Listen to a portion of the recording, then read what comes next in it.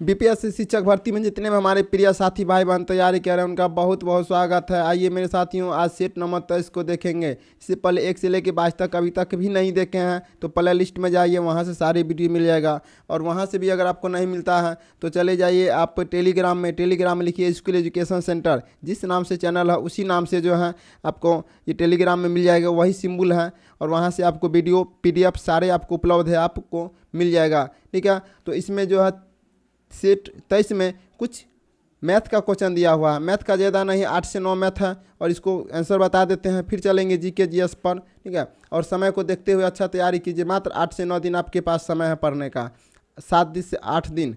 तो चलते हैं, क्वेश्चन नंबर 1 से स्टार्ट करते हैं। पहला क्वेश्चन है कि 2 महिलाएं क्रमशः 6 किलोमीटर प्रति घंटा और 8 किलोमीटर प्रति घंटा चाल से एक स्थान से चलना शुरू करती है। पहली महिला एक निश्चित दूरी तय करने में दूसरी महिला से 40 मिनट अधिक समय लेती है, तो दूरी ज्ञात कीजिए। मेरे साथियों, इसका राइट आंसर जो हो जाएगा वो हो जाएगा 16 किलोमीटर। ऑप्शन नंबर 2 इसका राइट आंसर हो जाएगा। अगला क्वेश्चन है, किसी त्रिभुज की एक भुजा की लंबाई 15 सेंटीमीटर है और इस भुजा से त्रिभुज की ऊंचाई 6 सेंटीमीटर है, तो त्रिभुज का क्षेत्रफल ज्ञात कीजिए। मेरे साथियों, त्रिभुज का क्षेत्रफल ज्ञात करने पर आपको राइट जो आंसर आ जाएगा वो आ जाएगा 45 सेंटीमीटर स्क्वायर। ऑप्शन नंबर 2 इसका राइट आंसर हो जाएगा। अगला क्वेश्चन है, एक विद्यालय में 500 विद्यार्थी है, उसमें लड़कों और लड़कियों की संख्या का अनुपात 7:3 है। यदि 120 नई लड़कियां विद्यालय में प्रवेश लेती है तो अब लड़कों और लड़कियों की संख्या का अनुपात ज्ञात कीजिए। मेरे साथियों, इसका राइट आंसर हो जाएगा 35:27। ठीक है, ऑप्शन नंबर 1 इसका राइट आंसर हो जाएगा। आगे क्वेश्चन है, किसी वस्तु के मूल्य में 15% की कमी करने पर उसकी दैनिक बिक्री में 25% की वृद्धि हुई। इसकी दैनिक बिक्री पर पड़ने वाला शुद्ध प्रतिशत प्रभाव ज्ञात कीजिए। साथियों, इसका राइट आंसर हो जाएगा ऑप्शन नंबर 4 हो जाएगा। ठीक है, 6.25%। ऑप्शन नंबर 4 इसका राइट आंसर हो जाएगा। आगे क्वेश्चन है कि यह संख्या दिया हुआ है और इसके कौन सा समीकरण सही है। ठीक है, संख्या दे दिया, उसका समीकरण पूछ रहा है कि कौन सा समीकरण सही है, तो इसका राइट जो आंसर हो जाएगा वो 1 जो है इसका राइट आंसर हो जाएगा। ऑप्शन नंबर 1 इसका राइट आंसर हो जाएगा। अगला क्वेश्चन है, दिए गए विकल्पों में से उस संख्या का चयन करें जो दी गई संख्या श्रेणी में प्रश्न चिन्ह के स्थान पर आ सकती है। तो प्रश्न चिन्ह के स्थान पर कौन आएगा मेरे साथियों, यह आएगा 8। ऑप्शन नंबर 1 इसका राइट आंसर हो जाएगा, 8 आएगा। आगे चलते हैं, अगला क्वेश्चन कहता है, दो संख्याओं का लघुत्तम समावर्तक उनके महत्तम समावर्तक का 26 गुना है। महत्तम समावर्तक और लघुत्तम समावर्तक का योग 729 है। यदि उनमें से एक संख्या 81 है तो दूसरी संख्या ज्ञात कीजिए। मेरे साथियों, तो दूसरी संख्या क्या हो जाएगा, दूसरी संख्या हो जाएगा 324। ऑप्शन नंबर 3 इसका राइट आंसर हो जाएगा। अगला क्वेश्चन है, एक बैलगाड़ी के पहिए का व्यास 14/11 मीटर है। यह पहिया प्रति मिनट 10 चक्कर लगाता है। बैलगाड़ी की चाल किलोमीटर प्रति घंटा में ज्ञात कीजिए। साथियों, इसका राइट आंसर हो जाएगा 2.4। ऑप्शन नंबर 4 राइट आंसर हो जाएगा।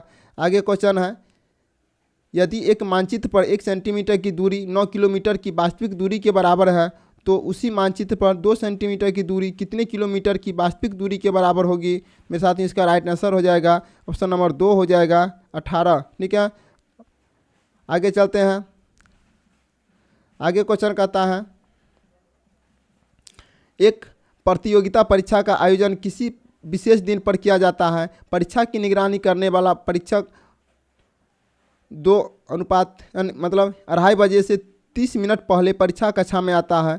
ठीक है, उस विद्यार्थी से 40 मिनट पहले आया तो परीक्षा के लिए 20 मिनट देर से आया, तो परीक्षा किस समय आरंभ हुई थी। परीक्षा किस समय आरंभ हुई थी, इसका राइट आंसर जो हो जाएगा वो हो जाएगा 2:20 में। ऑप्शन नंबर 2 इसका राइट आंसर हो जाएगा। आगे चलते हैं। आगे क्वेश्चन है कि ऑक्सीजन क्या है। ऑक्सीजन क्या है मेरे साथियों, तो यह रासायनिक अभिक्रिया के दौरान पदार्थ का ऑक्सीजन ग्रहण करना। ठीक है, रासायनिक प्रक्रिया के दौरान पदार्थ का ऑक्सीजन ग्रहण करना, इसका राइट आंसर हो जाएगा ऑप्शन नंबर 2। ठीक है, ऑप्शन नंबर 2 इसका राइट आंसर हो जाएगा। शुद्ध तत्व की ऑक्सीजन अवस्था हमेशा शून्य होता है। ठीक है, शुद्ध आयन की ऑक्सीकरण अवस्था उसके आयनिक आवेश के शुद्ध आवेश की तुल्य होती है। ठीक है, इसका राइट आंसर हो जाएगा ऑप्शन नंबर 2। आगे क्वेश्चन है, आगे क्वेश्चन कहता है कि किन 2 इस्पात संयंत्रों की स्थापना तत्कालीन यूएसएआर के सहयोग से की गई है। ठीक है, इसका राइट आंसर हो जाएगा रूस के सहयोग से किन 2 स्थान की गई है। इसका राइट आंसर हो जाएगा बोकारो इस्पात संयंत्र और भिलाई। ठीक है, रूस के सहयोग से हुआ है बोकारो इस्पात संयंत्र और भिलाई इस्पात। ठीक है, और यह 1956 के दौरान विदेशी सहयोग से 3 नए एकीकरण इस्पात संयंत्र उड़ीसा के राउरकेला में, छत्तीसगढ़ में भिलाई में और पश्चिम बंगाल के दुर्गापुर में स्थापित किए गए थे। बोकारो और भिलाई इस्पात संयंत्र सोवियत संघ के सहयोग से आरंभ किया गया था। इसका राइट आंसर हो जाएगा ऑप्शन नंबर 1, इसका राइट आंसर हो जाएगा। आगे क्वेश्चन है, आगे क्वेश्चन कहता है कि डैश की कमी की वजह से क्वाशियोरकर नामक विकार उत्पन्न होता है। किसके कमी से क्वाशियोरकर विकार उत्पन्न होता है? के साथ इसका राइट आंसर हो जाएगा ऑप्शन नंबर 4, प्रोटीन के कमी से। ठीक है, प्रोटीन के कमी से हो जाएगा। इसका राइट आंसर हो जाएगा ऑप्शन नंबर 4। आगे क्वेश्चन है कि रॉलेट एक्ट 1919 में निम्नलिखित में से किसे शामिल किया गया था? किसे शामिल किया गया था? तो यह सुनवाई के बिना अनिश्चितकालीन हिरासत एवं प्रेस की सेंसरशिप। ठीक है, ऑप्शन नंबर 1 इसका राइट आंसर हो जाएगा। आगे क्वेश्चन है, आगे क्वेश्चन कहता है कि निम्नलिखित में से कौन सा आर्थिक भूगोल का उपक्षेत्र नहीं है? कौन सा आर्थिक भूगोल का उपक्षेत्र नहीं है? तो जनसंख्या की आर्थिक भूगोल का उपक्षेत्र नहीं है। ऑप्शन नंबर 3 इसका राइट आंसर हो जाएगा। आगे चलते हैं, आगे क्वेश्चन है कि किसी पौधे का कौन सा भाग पौधे की जड़ों से पौधे के शेष भागों में जल का परिवहन करता है? मेरे साथियों, इसका राइट आंसर जो हो जाएगा वो हो जाएगा जाइलम उत्तक। ठीक है, जाइलम उत्तक हो जाएगा। ऑप्शन नंबर 3 इसका राइट आंसर हो जाएगा। आगे क्वेश्चन है, मुंबई में स्थित गेटवे ऑफ इंडिया का निर्माण डैश के स्वागत करने के लिए किया गया था? मेरे साथ इसका राइट आंसर जो हो जाएगा, ठीक है, किंग जॉर्ज पंचम के स्वागत में किया गया था। ठीक है, इसके निर्मित गेटवे ऑफ इंडिया की आधारशिला 31 मार्च 1911 को रखी गई। यह मुंबई में स्थित है। इसे 1911 में किंग जॉर्ज पंचम और क्वीन मैरी के भारत यात्रा पर आने के उपलक्ष्य में बनाया गया था। जॉर्ज विंटेस गेटवे ऑफ इंडिया के वास्तुकार थे। जॉर्ज बीटेट गेटवे ऑफ इंडिया के वास्तुकार थे। मेरे साथ ही इसका राइट आंसर जो हो जाएगा ऑप्शन नंबर 3, इसका राइट आंसर हो जाएगा। अगला क्वेश्चन है, निम्नलिखित में से किसके अंतर्गत भारत को एक धर्मनिरपेक्ष राज्य के रूप में वर्णित किया गया है? ठीक है, तो मेरे साथ इसका राइट आंसर जो हो जाएगा वो हो जाएगा संविधान की प्रस्तावना। ठीक है, संविधान की प्रस्तावना ऑप्शन नंबर 3 इसका राइट आंसर हो जाएगा। संविधान की प्रस्तावना भारत को एक संप्रभु, समाजवादी, धर्मनिरपेक्ष और लोकतांत्रिक गणराज्य घोषित करती है। 1976 में 42वें संशोधन द्वारा धर्मनिरपेक्ष, समाजवादी एवं अखंडता शब्द को प्रस्तावना में शामिल किया गया था।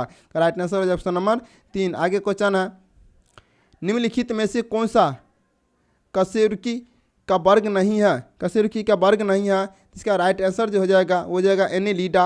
ऑप्शन नंबर 2 इसका राइट आंसर हो जाएगा। आगे क्वेश्चन है, 1909 में भारत सरकार के गठन के संबंध में ब्रिटिश सरकार ने कौन सा प्रस्ताव दिया था?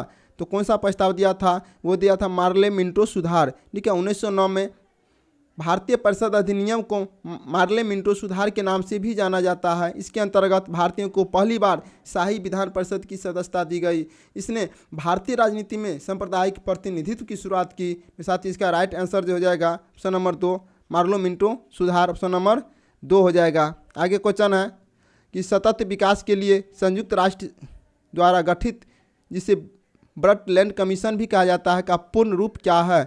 पूर्ण रूप क्या है? साथ ही ऑप्शन पर चलते हैं। इसका जो राइट आंसर हो जाएगा world commission of environment and development हो जाएगा। ऑप्शन नंबर 4 इसका राइट आंसर हो जाएगा। ठीक है, ऑप्शन नंबर 4। अगला क्वेश्चन है,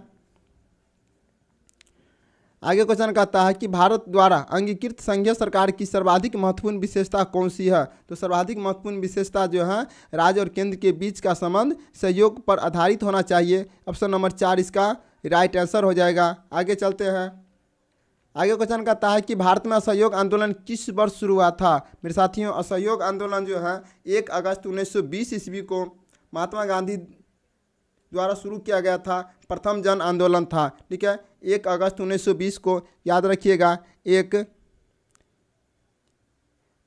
अगस्त 1920 को ऑप्शन नंबर 3 इसका राइट आंसर हो जाएगा। अगर डेट पूछ दे तो 1 अगस्त 1920 को असहयोग आंदोलन महात्मा गांधी द्वारा शुरू हुआ था और यह प्रथम जन आंदोलन था।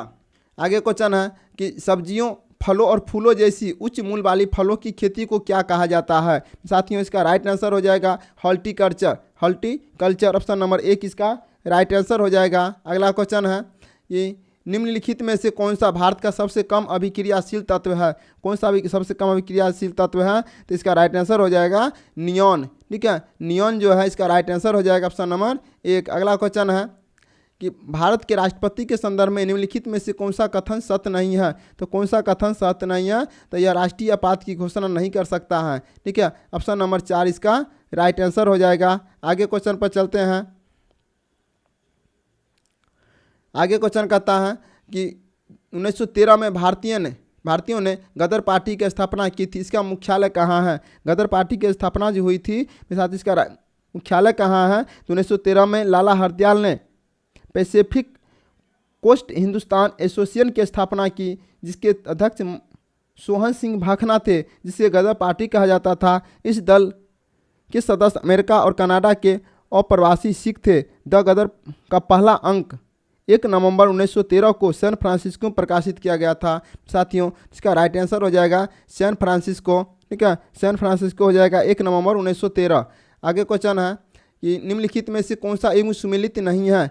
कौन सा युग्म जो है सुमेलित नहीं है? या एंडीज पर्वत, अर्जेंटीना और ब्राज़ील ये सुमेलित नहीं है। तो दक्षिण अफ्रीका के पूरे पश्चिमी घाट में स्थित एंडीज पर्वतमाला लगभग 7242 किलोमीटर है। पर्वत श्रृंखला 7 देशों में Venezuela, Colombia, Ecuador, Peru, Bolivia, Chile और अर्जेंटीना में फैली हुई है। मेरे साथ ही इसका राइट आंसर जो हो जाएगा ये ऑप्शन नंबर 4 इसका राइट आंसर हो जाएगा। कौन सा गलत है? तो एंडीज पर्वत जो है दक्षिण अमेरिका में है। एंडीज पर्वत दक्षिण अमेरिका में है। मेरे साथियों लिख देते हैं। ठीक है, शॉर्ट में लिखते हैं दक्षिण अमेरिका। आगे चलते हैं। अगला क्वेश्चन है कि विनजिप का क्या तात्पर्य है? विनजिप का क्या तात्पर्य है? मेरे साथियों विनजिप विंडोज के एक मूल और विश्व की सबसे लोकप्रिय फाइल एक्सपीरियंट उपयोगिता है। यह जिप फाइल स्वरूप में संग्रह बना सकता है, कुछ अन्य संग्रहित फाइलों को अनपैक कर सकता है और साथ ही इसमें सिस्टम एकीकरण से संबंधित विभिन्न उपकरण भी है। तो मेरे साथ ही इसका राइट आंसर हो जाएगा। ठीक है, ऑप्शन नंबर 1 इसका राइट आंसर हो जाएगा। यह छोटी फाइलों को बड़ी फाइलों में एक्सपेंड करता है। ठीक है, ऑप्शन नंबर 1 इसका राइट आंसर हो जाएगा। अगला क्वेश्चन है कि भीमबेटका के शैलाश्रय निम्नलिखित में से किसके लिए प्रसिद्ध है? किसके लिए प्रसिद्ध है? यह हो जाएगा यह भारतीय उपमहाद्वीप पर मानव जीवन के प्राचीनतम चिन्हों की वजह से है। इसका राइट आंसर हो जाएगा ऑप्शन नंबर इसका राइट आंसर हो जाएगा 4। ठीक है, राइट आंसर 4 हो जाएगा। आगे क्वेश्चन है। आगे क्वेश्चन कहता है कि भारत सरकार की निम्नलिखित योजनाओं में से कौन सी योजना सुमेलित नहीं है? कौन सी योजना सुमेलित नहीं है? तो मिशन इंद्रधनुष का उद्देश्य उन सभी बच्चों को शामिल करना है। तो उस पर कह देते हैं जिन्हें बीमारियों के निवारण करने योग्य टीका नहीं लगा है या आंशिक रूप से टीके लगाए गए हैं। संघ मिशन इंद्रधनुष 2.0 का उद्देश्य वर्ष 2022 तक कम से कम 90% अखिल भारतीय टीकाकरण कवरेज के लक्ष्य को हासिल करना है। इसका राइट आंसर हो जाएगा मिशन इंद्रधनुष सभी के लिए रोजगार। ऑप्शन नंबर 4 इसका राइट आंसर हो जाएगा। आगे चलते हैं। आगे क्वेश्चन है कि निम्नलिखित में से कौन सा कर केंद्र सरकार द्वारा संग्रहित नहीं किए जाते हैं? तो कौन सा कर है जो केंद्र सरकार द्वारा संग्रहित नहीं किए जाते हैं? तो हो जाएगा विर्त कर, स्टाम्प शुल्क ऑप्शन नंबर विर्ती कर और स्टाम्प शुल्क ऑप्शन नंबर 2 इसका राइट आंसर हो जाएगा। आगे चलते हैं। राष्ट्रीय कृषि एवं ग्रामीण विकास बैंक की स्थापना कब हुई थी? मेरे साथियों तो इसका राइट आंसर जो हो जाएगा नाबार्ड एक विकास बैंक है जो मुख्य रूप से देश के ग्रामीण क्षेत्र पर ध्यान केंद्रित करता है। यह संसदीय द्वारा राष्ट्रीय कृषि और ग्रामीण विकास बैंक अधिनियम 1981 के अंतर्गत 1982 में स्थापित एक वैधानिक निकाय है। इसका राइट आंसर हो जाएगा ऑप्शन नंबर 1। नाबार्ड की स्थापना जो है 1982 में हुई है। ऑप्शन नंबर 1 इसका राइट आंसर हो जाएगा। अगला क्वेश्चन है। आगे क्वेश्चन कहता है कि स्वतंत्रता संग्राम की घटनाओं में से कौन सा काल क्रम सही है? साथियों इसका राइट जो आंसर हो जाएगा, ठीक है, इसका राइट जो आंसर हो जाएगा वो हो जाएगा सैन्य विद्रोह, बंगाल विभाजन। ऑप्शन नंबर 1 इसका राइट आंसर हो जाएगा। ठीक है, सैन्य विद्रोह 1857, बंगाल का विभाजन 1905, चंपारण सत्याग्रह 1917, असहयोग आंदोलन 1920। ठीक है, इसका राइट आंसर हो जाएगा ऑप्शन नंबर 4। अगला क्वेश्चन है, आगे क्वेश्चन कहता है कि निम्नलिखित में से कौन सा एक रोग और उसके कारक जीव के बारे में सही नहीं है। तो कौन सा सही नहीं है? ये हैजा इन्फ्लुएंजा, यह सही नहीं है। विब्रियो हैजा नामक जीवाणु हैजा के संक्रमण का कारण बनता है। यह आमतौर पर संक्रमण वाले व्यक्ति के मल से दूषित भोजन या पानी में पाया जाता है। इसका राइट आंसर हो जाएगा ऑप्शन नंबर 1। आगे क्वेश्चन है, आगे क्वेश्चन कहता है कि भारतीय संविधान का अनुच्छेद 76 निम्नलिखित में से किससे संबंधित है। तो किससे संबंधित है? ये हो जाएगा अटॉर्नी जनरल की नियुक्ति। ऑप्शन नंबर 1 इसका राइट आंसर हो जाएगा। संविधान का अनुच्छेद 76 भारत के लिए महान्यवादी के पद पर प्रावधान करता है। वह भारत का सर्वोच्च निधि सरकारी है और भारत की राष्ट्रपति द्वारा नियुक्त किया जाता है। MC शीतलवार भारत के प्रथम महान्यवादी थे। का राइट आंसर हो जाएगा ऑप्शन नंबर 1। आगे क्वेश्चन है, ये राज्यसभा के प्रथम अध्यक्ष कौन थे? तो राज्यसभा के प्रथम अध्यक्ष जो थे मेरे साथियों डॉक्टर S राधाकृष्णन थे। भारत का उपराष्ट्रपति राज्यसभा का पदेन सभापति होता है जो इसके सत्रों की अध्यक्षता करता है, ठीक है। और डॉक्टर S राधाकृष्णन राज्यसभा के पहले सभापति थे। SV कृष्णमूर्ति और राज्यसभा के प्रथम उपराष्ट्रपति थे। का राइट आंसर हो जाएगा ऑप्शन नंबर 3। आगे चलते हैं, आगे क्वेश्चन है कि निम्नलिखित में से कौन सा कथन सही है? कौन सा कथन सही है मेरे साथियों? ठीक है, तो ओजोन क्षय एवं ओजोन छिद्र का मुख्य कारण क्लोरोफिल कार्बन होता है। इसका राइट आंसर जो हो जाएगा, ठीक है, इसका राइट आंसर होगा DDT एक जैव नियंत्रक अभिकर्मक है, ठीक है। तो इसका सुनिए, क्लोरोफ्लोरोकार्बन या CFC ओजोन परत के क्षय का मुख्य कारण है। ये solvents spray aerosol refrigerator air conditioner आदि द्वारा उत्सर्जित होते हैं। ओजोन परत के ह्रास के कारण मनुष्य सीधे सूर्य की हानिकारक पराबैंगनी विकिरण के संपर्क में आते हैं। तो 31 का राइट आंसर जो हो जाएगा ऑप्शन नंबर 1 इसका राइट आंसर हो जाएगा। आगे क्वेश्चन है,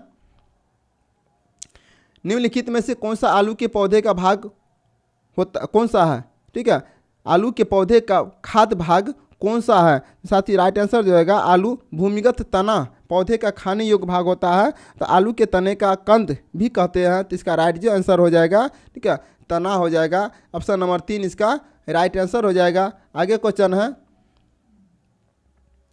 आगे क्वेश्चन कहता है कि CO2 के बारे में निम्नलिखित में से क्या सही है? CO2 के बारे में तो कार्बन डाइऑक्साइड एक रंगहीन और गंधहीन गैस है जिसकी स्वाद थोड़ा खट्टा होता है। यह जल, एथनॉल और एसीटोन में घुलनशील है। सूफी बर्फ कार्बन डाइऑक्साइड का ठोस रूप है। इसका उपयोग मुख्य रूप से शीतलन एजेंट के रूप में किया जाता है। मेरे साथ इसका राइट आंसर जो हो जाएगा, ठीक है, ऑप्शन नंबर 4 इसका राइट आंसर हो जाएगा। ठीक है, मेरे साथ ही बताइएगा कि 40 अंक में कुल कितना मार्क्स आया। और चैनल पर पहली बार है तो लाइक कर दीजिएगा, सब्सक्राइब कर दीजिएगा और अपने दोस्तों को भी शेयर कर दीजिएगा। तो मेरे साथ ही फिर मिलेंगे आगे नेक्स्ट क्लास में। तो जय हिंद, वंदे मातरम।